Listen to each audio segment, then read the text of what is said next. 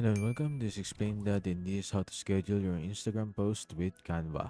So make sure that you already have your browser on and then type on canva.com. In here, you must have the Canva Premium on your logging in account. So after that, just go to whatever type of work that you have. For example, this gradient post or document in which I'm trying to do. And after that, you can just do whatever you want, then tap on share at the top right. In here, you'll be able to see the more option at the bottom. Just tap on it and then select on the calendar or schedule with a calendar icon from the social options.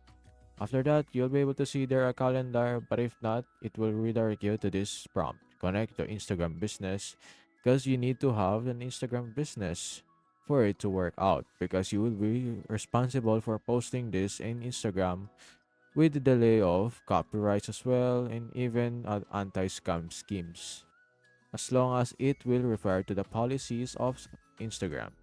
So after connecting that, you'll be able to prompt it to schedule whatever you want.